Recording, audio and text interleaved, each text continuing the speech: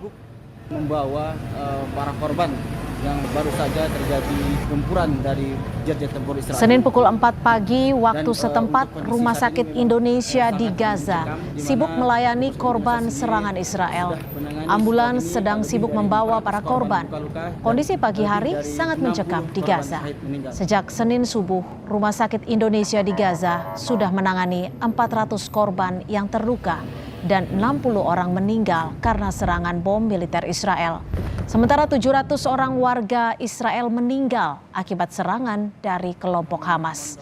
Akibat serangan Israel dan Hamas di jalur Gaza, total korban dari kedua belah pihak mencapai 1.100 jiwa. Ambulans sedang sibuk membawa para korban yang baru saja terjadi. Rilis resmi Kementerian Luar Negeri Republik Indonesia sejauh ini terkait situasi di Gaza antara lain hingga saat ini tidak ada WNI yang menjadi korban. Pemerintah Indonesia melalui KBRI Aman, KBRI Kairo, dan KBRI Lebanon terus memantau situasi terakhir WNI dan berkoordinasi dengan simpul-simpul WNI di Gaza.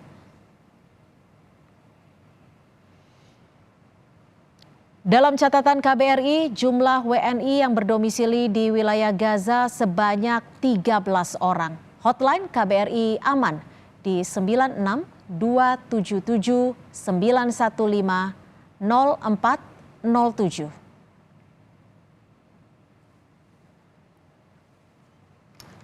Soal saling serang Israel dan Hamas di jalur Gaza, kita terhubung dengan Ari Afriansyah, dosen hukum internasional Universitas Indonesia.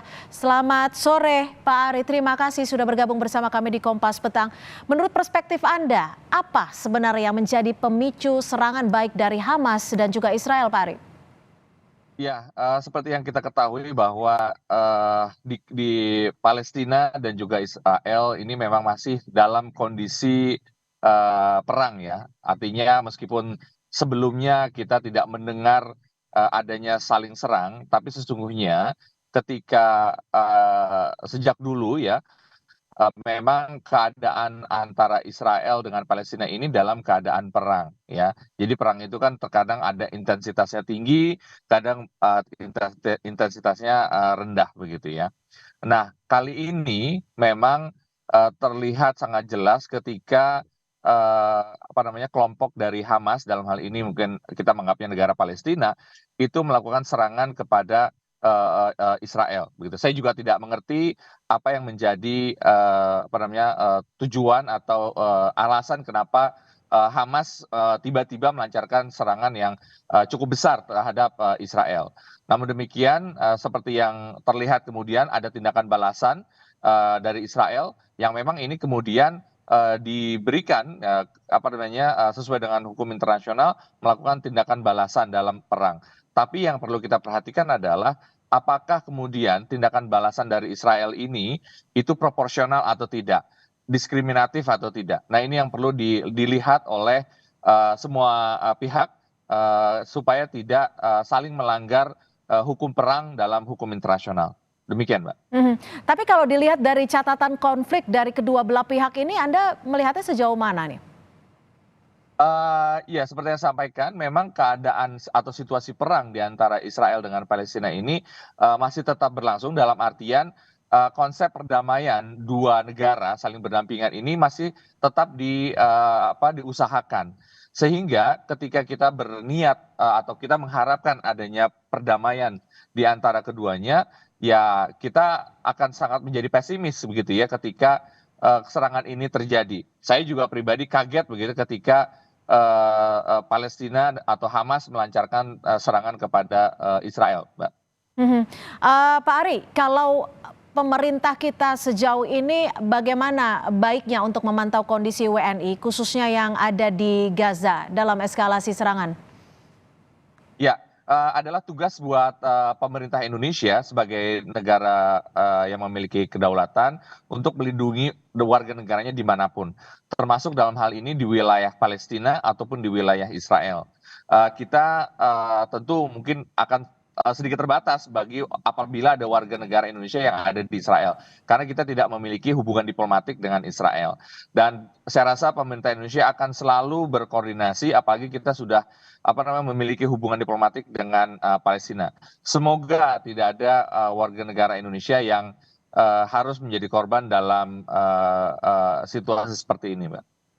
Pak Ari, ini kan kalau tadi kita lihat informasi bahwa pagi tadi Rumah Sakit Indonesia di Gaza ini sudah mulai ramai untuk membantu para korban. Apakah Indonesia saat ini harus lebih memberikan peran besar untuk memberikan bantuan lebih besar lagi? Ya, sebagai negara sahabat dari Palestina, saya rasa sudah merupakan konsekuensi ya kita sebagai negara sahabat Palestina untuk memberikan bantuan kepada negara sahabat kita yang sedang mengalami peperangan seperti ini. Tapi kemudian ya tadi menjadi prioritas adalah keberadaan dari warga negara Indonesia supaya tidak menjadi korban.